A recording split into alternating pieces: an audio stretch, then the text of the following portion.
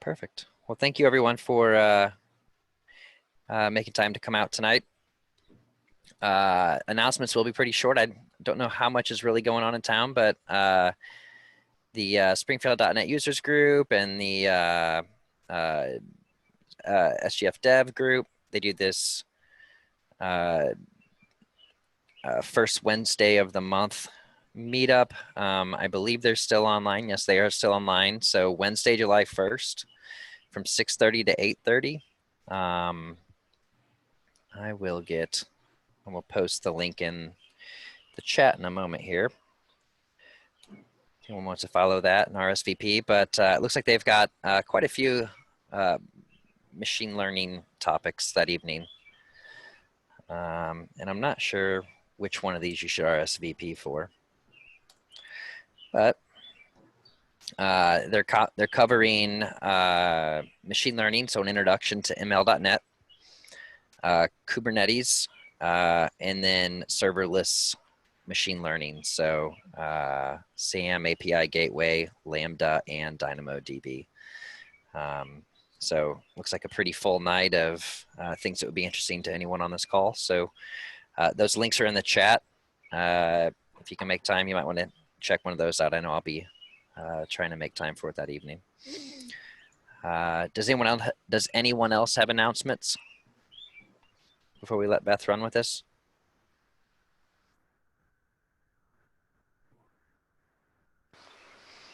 Alrighty. Well, Beth, it's all you now. All right. Thanks, Chad. Mm-hmm. Okay. So I mentioned, at the start of this that if you wanted to try to follow along, you can just go to studio.azureml.net. You'll notice that I have a free workspace. So there is a free option there. You can sign in and try to follow along. When you first open the machine learning, you come up to this screen. Yours is probably blank, but you can see that I practiced this over the weekend, so I have an experiment here. I've got some old experiments that I had done previously, so yours will probably be blank. But you come up to the screen, and if you're ready to start a new experiment, you just click the new button, and we're just going to start with a blank experiment. So when you do this, this is the drag and drop interface for the machine learning. I have several data sets already loaded, but Azure also comes with some preloaded data sets. So if you want to play with the other data, they have a bunch of preloaded data sets. So one of the classic machine learning experiments is the iris classification. That data set is already loaded. If you want to play with the number recognition, which I think Jason had done, that's the MNIST data. So it's already loaded out there. If you want to play with weather, if you're learning time series. So they've got a lot of pre-formatted, pre-configured, pre-cleaned data sets out there for you. Now, I loaded the Titanic data set from Kaggle, which I had mentioned earlier. And I've also loaded one. These are, it's similar to the MNIST letter recognition, or I'm sorry, number recognition, but instead it uses fashion. So it's learning, is that a t-shirt? Is that a dress? Is that a sandal? Is it a boot? So you can find this one on Kaggle also, but we're just going to start with a Titanic data set. So you take your data set, you'll notice it's in CSV format, and you just dump it out here, and you're ready to start working. So if you're playing with a new data set and you're not sure what is in that data set, or you're just trying to get a feel for what your data is, if you right click on this and go to data set and then visualize, it gives you information about your data set. So you can see that if we just, we've got 891 rows here, and we've got 12 columns. Columns, of course, are what our features are. So passenger ID is survived, P class is passenger class, etc. And then if you click on the different columns, you can see statistics or information about what's in those columns. So you can see this one, we've got 891 unique values, which means that this is probably not going to be useful for us to add it to our feature set when we're training our model, because it's individual values. You can see that the minimum is 1 and the maximum is 891. Survived, as we go through these, we're going to start deciding, is this going to be something useful in our model or not? Do we need to use this data, or will it not be important to our model? Now, survived, because this is a supervised learning data set, we need to have the survived column, because this is how we know whether our model learned or not, because it's going to be 1, they lived, 0, they died. So this is the result. And so we're going to need this column. And then P class, I mentioned before, this is passenger class. You can see that we have 3 values in here, and you can kind of see a breakdown of the values. So we've got first class, second class, and third class passengers. We know from the historical point of view that passenger class was important, that first class passengers were more likely to get off the ship than third class. So this will be important for us as we go through our model. We're going to want to include passenger class as a feature. The next one is name. Name's not going to be really important for us, because, you know, it's not like all Beths are going to survive and all Mikes or Chads are going to die. It just doesn't work that way. So name is not going to be important to our model, but we can still, you know, it's a string feature. There are 891 unique values. Again, it still tries to give us information about this column, even though we're not going to use it.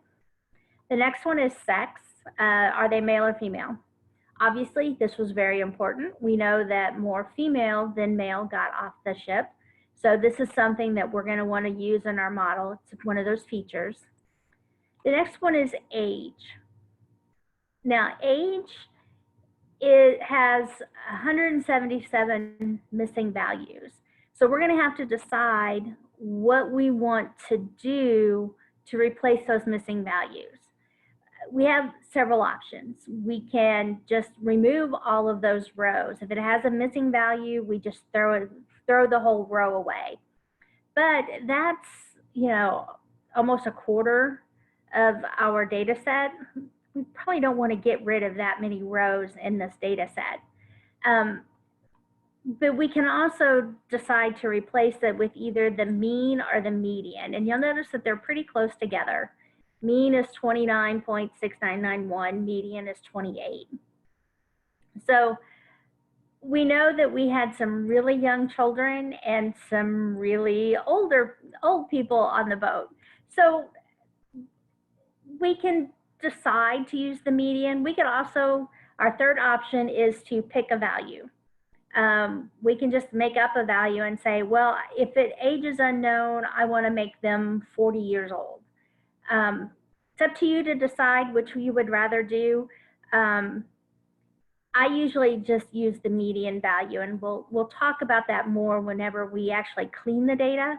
But just know that we have to replace those missing values. The next 2 columns are whether they were traveling with somebody. So this is sibling, spouse, or parent and child. Probably important, and we can talk about whether we want to include these values or not. And then ticket price, or I'm sorry, ticket number. This one, you can see that there are 681 values in here, but ticket really doesn't tell us anything. It's not going to tell us whether they survived or not. It's not really that important. The next one is fare. And this one we have to be careful on, because fare can also be tied to passenger class. You can see this in those first two rows, where this is a third class passenger and he only paid $7.25, where a first class passenger paid $71. So this might skew our data a little bit if we include the fare. So as data scientists, we have to decide, is it important to include the fare or not? And then again, you'll notice we do have a mean and a median value. So if we decide to use this, again, it's giving us that data. There are no missing values though, so that's good. And then cabin, we do have lots of missing values on this one. And cabin doesn't really give us a lot of data. I mean, and it can also, again, tie to the passenger class. So we'll probably not use cabin. And then embarked is where did they board the ship? And I can't remember what all these stands for. I think this was Queensland, Southland, I don't remember what C was. But does that matter? Do we care where they boarded the ship? Is that going to tell us anything on whether they survived or not? And it probably won't. So looking at these, the important fields are probably going to be passenger class, sex, age, whether they were traveling with somebody. And then we'll have to decide whether we want fare in there or not. Hey, Beth, can I interrupt for a moment? Uh-huh. I see on the right side there a compare to with a drop down. Compare to... Yeah, so the bar chart on the right side for embarked in the visualization. Yeah, and there's a compared to drop down. Is that something where you could pick survived and see if there's any sort of correlation? Maybe on a different field. Yeah, maybe. Let's see. Fare.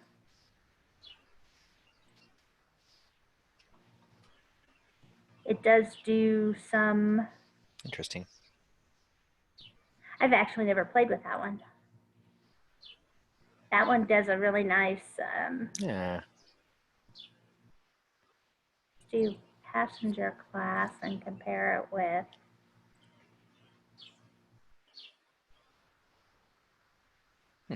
Interesting. That's a pretty Yeah. handy feature. Cool. Thank you. Sorry about that. Nope, that's okay. I hadn't played with that, so yeah, something new. Okay, so we've looked at our data now. We have an idea of what fields we're interested in for our model. We've looked at the data. We know which fields that we have to clean. So we can close this window and we come back over here. Now, the next thing that we need to do is select the columns that we're going to use in our model. So this is our search function, very handy to get used to. So we're going to select columns in our data set. Now, if I just click here, you'll notice that it gives me a red exclamation point, meaning that some values are required. And if I launch my column selector, you'll notice that there's really no columns here.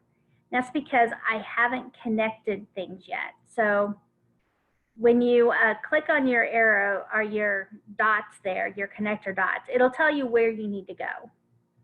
So the only place I can go is select the columns in the data set. Now, when I launch my column selector, I have my list of columns. Now, again, these are the ones that when we were reviewing our data, which ones are important to us. So we know we need survived. We know we need the passenger class. Name wasn't important to us, but the sex was, their age was, and whether they were traveling somebody. We're going to go ahead and put those in this time. And then fare could skew our data because fare and passenger class are really close together.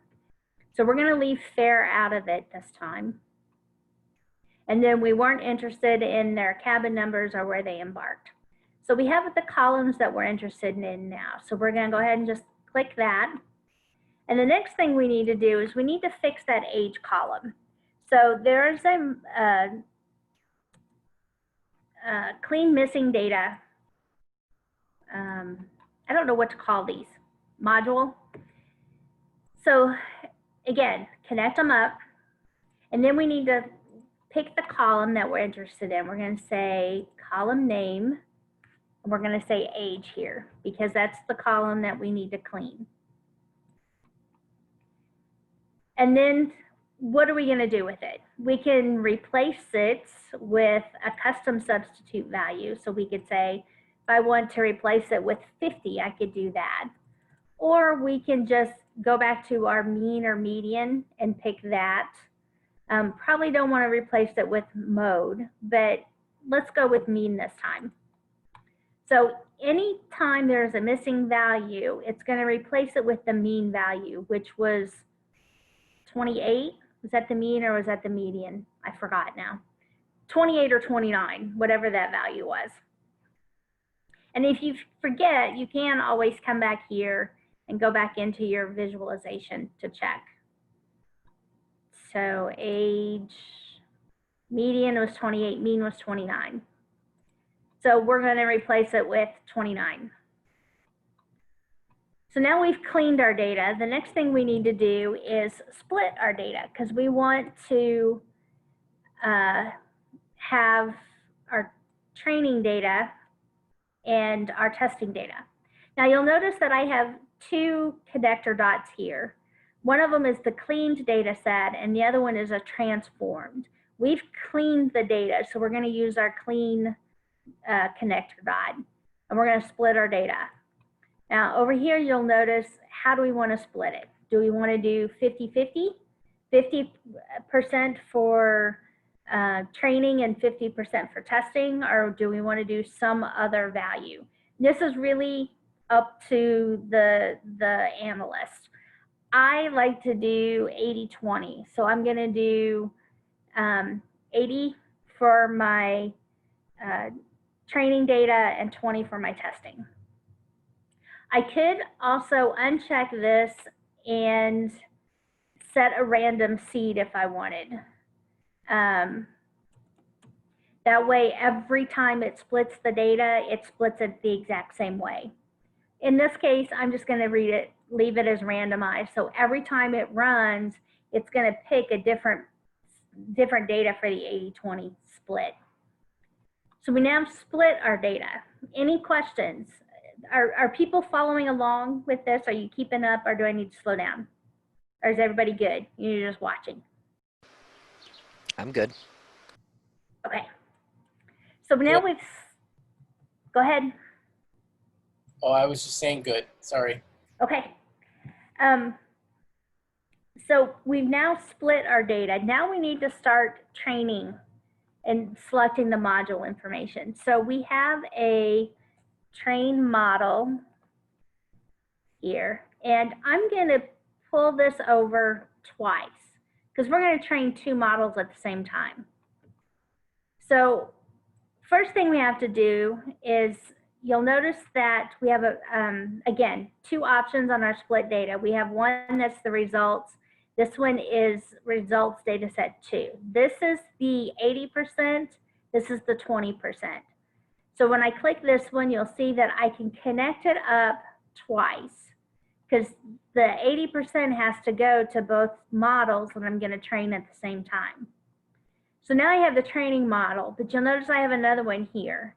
I have another connector point. So I actually need the classification model now.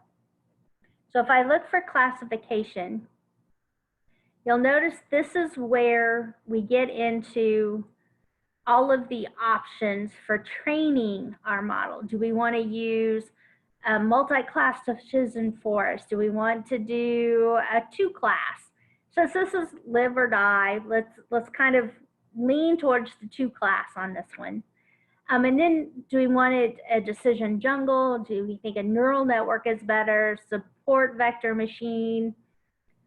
I'm going to leave it to, we're going to make this interactive. Which ones do you want to try? Do you guys care? Let's do a neural model. Neural network for one. What's the second one?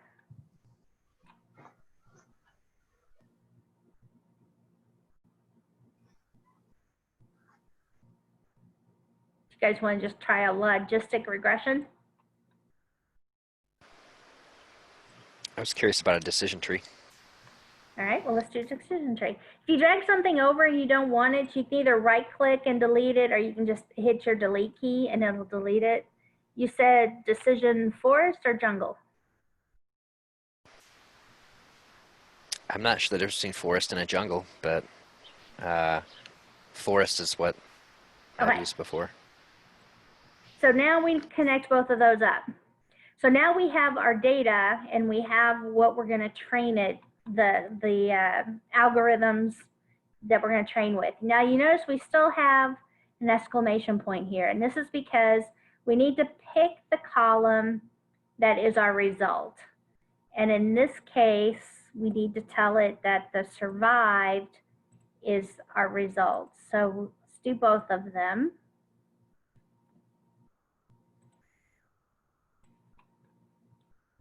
So no more errors in there. And the other thing I want to point out is if you are used to tweaking your algorithm, if you click on your that module, you'll notice that we have options over here that we can start playing with. So we can set the learning rate, you can set the normalizer. For the decision forest, you can say how many decision trees do I want, what's the maximum depth. So you can start changing those settings for your algorithm. So we're just going to leave everything as the default, the way it came in, and we'll see what we come up with. So the next thing we need to do is we need to score our models. How well did they learn? So we're going to do this twice. So I need another one here because we have to score both of them. So you'll notice that, again, we have two connectors here. So we're going to connect this to here. And you'll notice that it tries to make it idiot-proof because it tells you whenever something doesn't, you need something there. And if you click on your connector points, it'll tell you the only place that it has to connect or where you need to connect it. So we need to connect. This is our testing data set. Remember, we split our data. So when we score our model, that's where we bring in our testing data. So this is our training, this is our testing, and our testing goes with the score. And then we need to have an evaluation. All right. Apparently I can't spell. So now we have the evaluate model, and we only need one of these, and we're going to connect both of these up. So that's it. We've now found our data set, cleaned our data, split our data, added it to our training module. We're scoring it. Now let's run it. So we're going to run, and it's going to go through each one of these and do what we've told it to. So you'll notice that some things get green check marks really quickly, but this means that it's done. So it's loaded our two classifications here. It's now cleaned our data, it split the data, and now it's working on training this model under our neural network. Then it's going to work on this one, which is our decision forest. I think this takes about a minute to run. We're at like 30 seconds now. So now it's scoring the first one. It's going to score our second one. And we're at about 45 seconds. So now it's ran through our data, everything that it needed to do, and now we can evaluate it. So if you right click, let me try that sentence again. Right click on the evaluate model. You can go to visualize, and it's going to bring up information about the models. How did it do? So these are, of course, the rock curves. It starts, the blue one is always the one that was on the left. So this was the neural network, and then the red would be our decision forest. So let's start with the blue. And you'll see down here, it gives you your confusion matrix, accuracy, precision recall. We got an F1 score of 0.76. not the best score that's out there, but you know, it's better than guessing. And then we have our second one, which did almost the same, 0.763. So both models did fairly well. This is where we're like, well, that's not the best that we can do. We can come back in and we can start playing with these settings. Maybe we decided that fair needed to be added. So let's go back in here and add fair. So I can just change the columns at this point. So we added fair. Change this. What do you think? Let's do 5 decision trees there. See what that does. And Hey, Beth, yep. you may have shown this, and but is there a place in the evaluate model that it actually shows you what the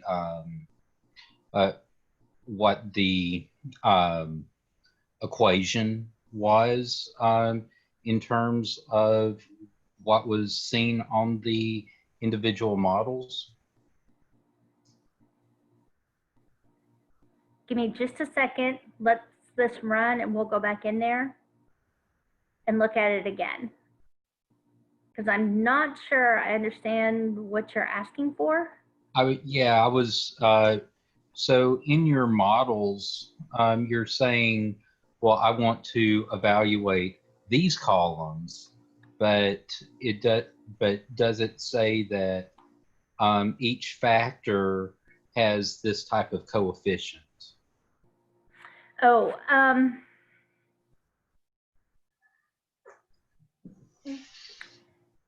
not that I have found, but I actually haven't went looking for that data in here. But I know what you're asking, and I'm sure there's probably a way. I just never went looking for it. Yeah. Okay, thank you so much. Uh-huh.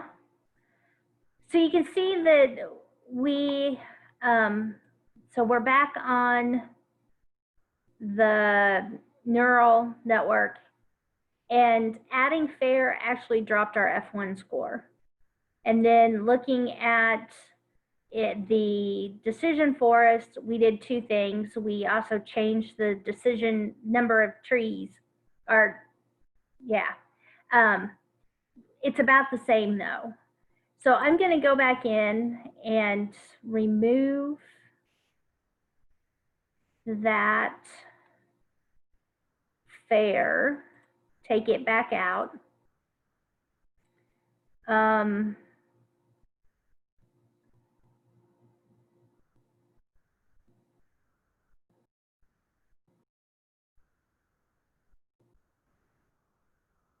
think I'm going to leave that. Sorry, I was looking in here to see if it had some of that data that you were asking about. It's not there.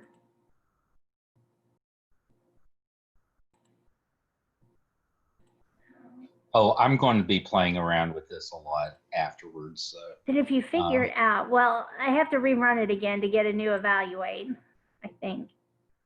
Yeah, because I made a change. Let me rerun it again. Because you would think that it would be in there, but I'd have to figure out where it did it.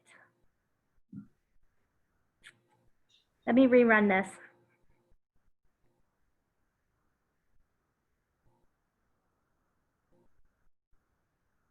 Again, for something that takes 45 seconds, and you can start playing with all of these numbers. It doesn't take long to run. So let's do,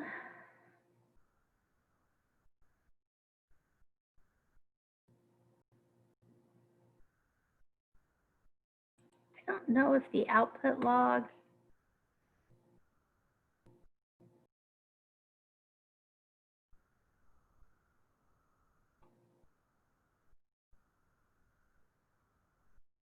that just looks like text, the text version of what we were seeing here.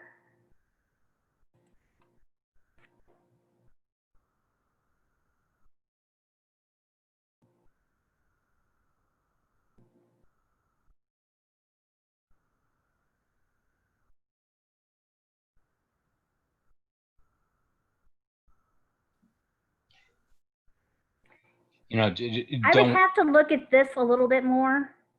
Yeah, and this is this type of question is probably also like public typing. You know, you can type really well until you're in front of everybody, and then, you know, so, but thank you. Okay. So we went back. Our models are still almost the same. Well, actually, the F1 score is the exact same on both of these. So we're just going to pick one of them to move forward, because I really want to show you how you can incorporate this either into a web application or use a spreadsheet. So let's pick one. Let's go with the decision forest. So we're just going to delete this side of our problem now. We're also going to delete the evaluation because we don't need it anymore. Oops. Come on. Center this a little bit more. And then I am going to, since we deleted things, we have to run it again. So one thing I don't like about it is you have to keep running it to make sure that you didn't introduce any errors, but it ran really quickly this time. And now we're going to set this up as a web service. So we're going to use the predictive web service. So we're going to run this.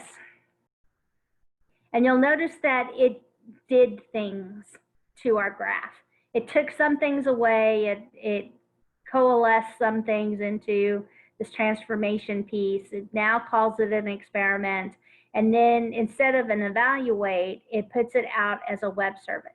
Now, before we can deploy it, we have to run it again. If you try to just go straight here, it says, throws up an error, says you need to validate your edits first. So let's run it again. It's going to, again, go through this and make sure that we didn't introduce any errors when we did this. Just, it's going through and checking everything again.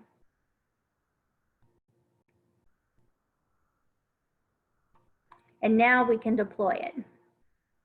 This error message gets left over. So let's deploy as a web service now. So now, if we wanted to put this out onto a website, here's the API key that we could use. So we could build an interactive website around this and make API calls to do it. I am not a quick website builder, so I am not going to use the API key. I'm going to use the response and request option on Excel. So I'm going to download this Excel notebook. Yes, I understand I'm going to be using some sample data. And I'm going to save this to my desktop, and I'm going to call it, I'm just going to leave it that one. The long name is fine. Now, I have opened it from here before, and it's caused me problems. So I'm not going to do that. I'm actually going to,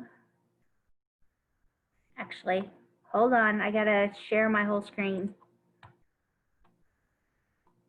I'm actually going to open it this way. So can you guys see my Excel opening? Just make sure that I have the full screen share now.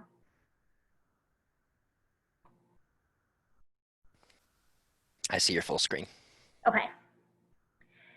So now I'm going to do two things that as a cybersecurity expert makes me cringe, but we're going to do it anyway. The first one is actually click this enable editing button, which, you know, again, horrifies me as a security expert, but I need. The second one is you might get a box here saying you need to connect to the an application plugin for the Azure Machine Learning. So if you get that, go ahead and click enable or it's not going to work. Now you'll notice that it's bubbling up out of the beaker and it's connecting. It should be connecting. Please connect tonight. The joys of live demo. It doesn't usually take this long.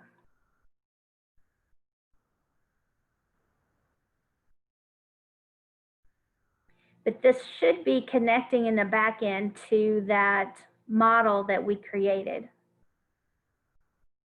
And I don't like that it's taking this long.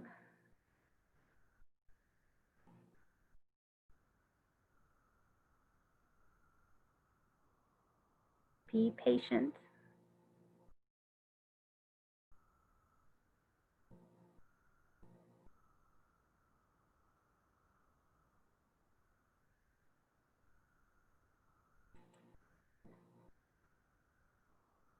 All right, I'm going to close this and we're going to open it again. Because it shouldn't have taken that long to connect. Cross your fingers.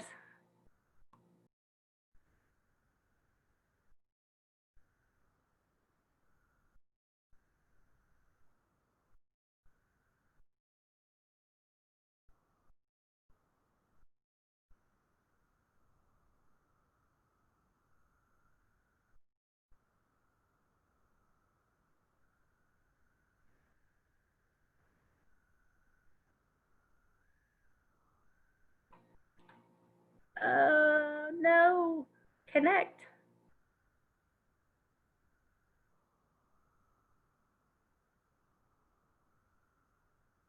All right. We're going to do the one I did for my practice, see if it connects.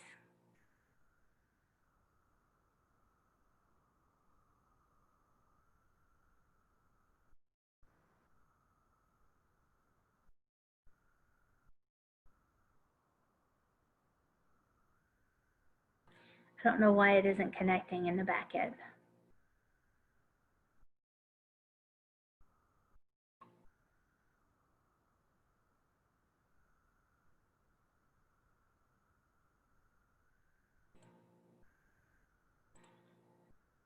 All right, I'm going to stop the share and see if Zoom is messing it up. Be right back.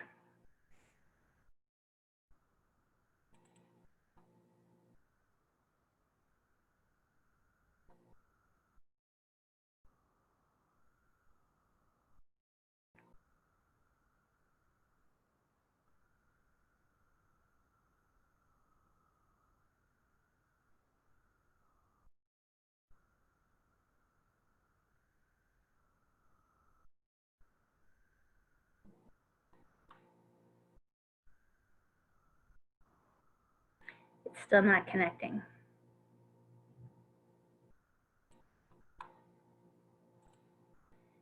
Well, I will talk you through this. Let me share again.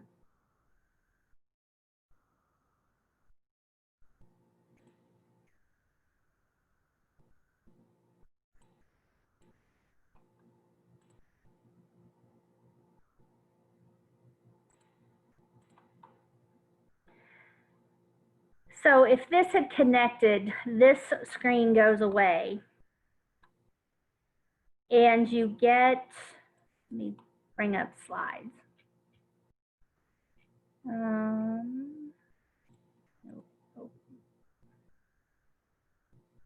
Gotta find it here.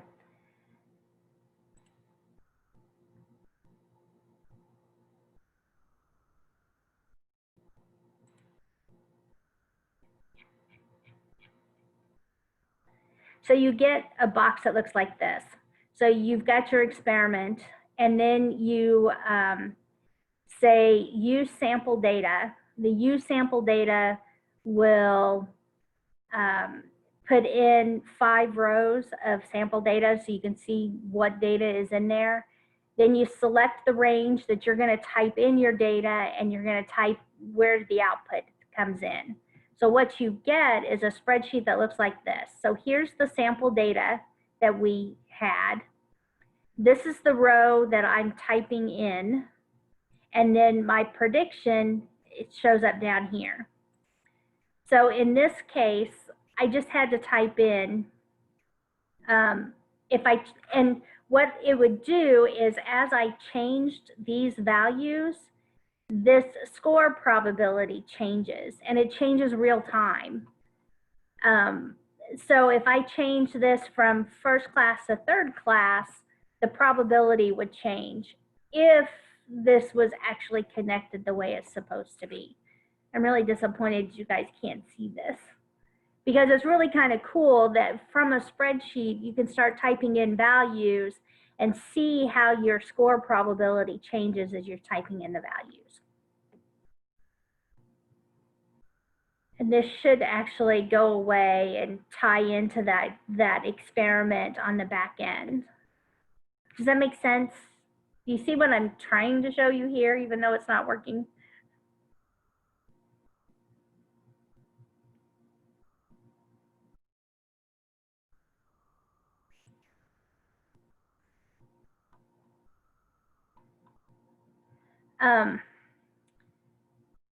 So if that was working, again, you would see the score probability. If you wanted to build a web page, there's actually, somebody has done this. It's on the Data Science Dojo site, which is the same Titanic survival predictor that we built, but instead of building it in an Excel spreadsheet, they made it a nice website to do. So if you say I'm a second-class passenger, female, and I'm 40, I'm not traveling with anybody, and I paid $14. I could submit this and it would tell me that my survival rate is 93%. And then if I change this to third class, how does that change it? Well, just again, second class to third class, I dropped from 93% to 6%. But what if I'm a first class passenger, but I'm a lot older? First class, I would make it out. What about second class?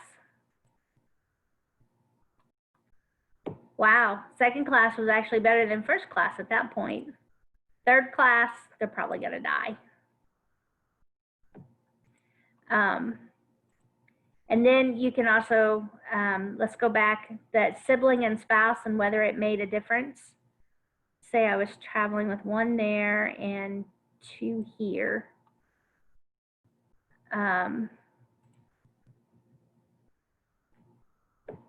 Traveling with somebody in this case made it a lot worse. Let's submit it again.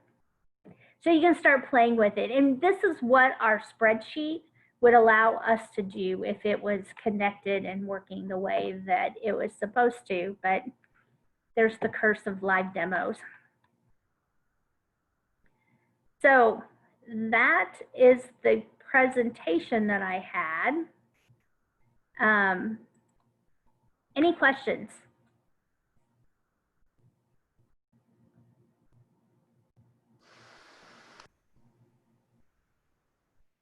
This is just a comment. I think it's great, and it just seeing what you did makes me feel a lot more comfortable that this is something that, I mean, I know I'd have to pay attention and do some learning, but that I can learn it. And so that's very helpful. And back to that story that I told at the beginning, this is what got me interested in actually going to school. I saw this presentation, they used this data set, and it really was that simple drag and drop. And I have all of this. So if you all are interested, I could put, let me share again. Just share this one. I have done this as a presentation with slides before. So I have all of these, every step that I went through, you know, click here, do this, here's how you do it, the missing values. I have all of this in slides. So if you didn't follow along tonight, but feel like you want to try it and play with it, I'm more than happy to share the slide deck. It's got, I think, BSides St. Louis. I would be very interested in that. Okay. Yeah, I did this at BSides St. Louis, so there's some BSides and security specific stuff in here, but you guys can just ignore that and just follow along with the columns. So I am interested, since you also work in security. So what would be some of the security pitfalls with this? Let's say that we want to use this, but use this on proprietary data. Is there something that we need to be mindful of? So I would look, well, there's a couple things that come to mind here. One is look at the limitations on the free version of this. There's, I think it's like you get $200 free credit for the free workspace, and I don't remember how many experiments you can run and how much data you can do.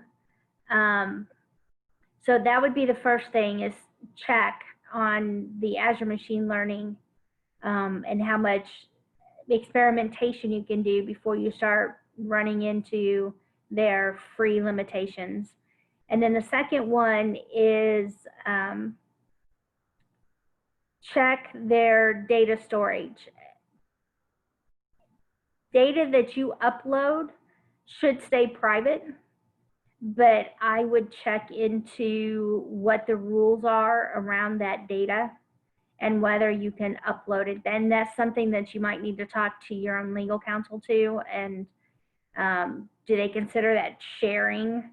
Or maybe they have rules about data can't leave the corporate network. So if you upload it to the Microsoft Machine Learning Studio, that constitutes leaving the network, and they might have rules about data leaving at that point. So those are the two things that I would question. And that's going to be true for any machine learning, online machine learning that's out there. You know, you've got Google Code and Google Labs, Colabs. If you're uploading data at that point into the Google Cloud, are there rules against that? And then IBM has their Spark Labs. I think that's what they call it. But it would be the same thing. It's a place for you to play with the machine learning, but if you're using proprietary data, what's the rules in your company about loading that into other locations, and do you need permissions? Is there some process that you have to go through? Good question, though.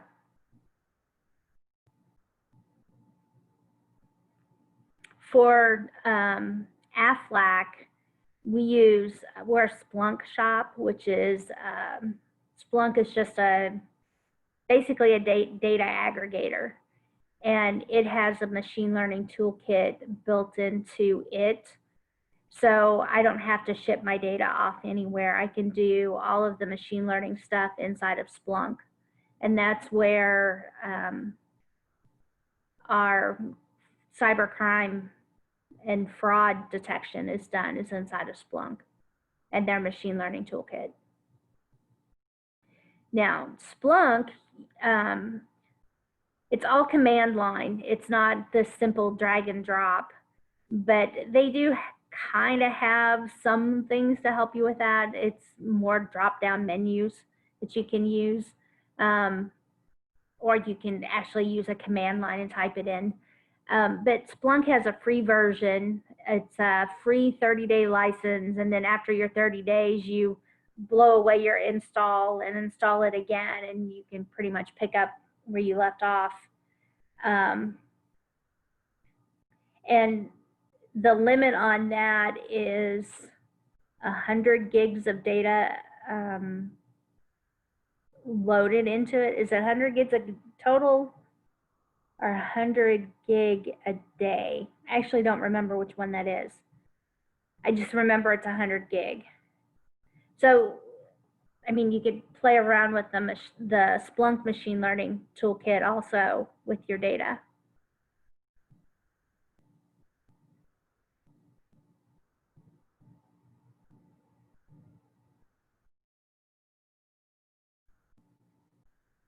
Other questions? Chad, I will give you back the host if I can remember how to do it. Nope. I'm actually still host. Awesome. Well, Beth, thank you very much. I thought that was really cool. I liked how easy the data profiling was. That probably stood out to me the most, and it was intelligent as far as which visualizations it was using for different types of data. So that was pretty cool. I don't think I have anything. I know Jason joined. He may have some announcements. Jason and I already shared SGS devs, SGF devs, because that's there's a lot of machine learning stuff on the first. So if you haven't yet and you're interested, go ahead and RSVP for those. But yeah, I don't know. Mike, Jason, anything from you guys? Okay. Slides in that PowerPoint. Mhm. Is it best to put it in the Slack channel, or is there some other way for those that want it? So we have a GitHub, and I can set up a Okay. repo for you for that, or you can just send it to me and I'll push it up there for you. Just- And then we'll put this recording on our YouTube channel in the next couple days. Okay. I will send you, I'll put it in as a PDF to Okay. make it a little easier, and I'll email it to you. Fantastic. Well, thank you, Beth. All Thank right. you, everybody else, for coming Thanks out. for letting me present. Sure thing. It was great.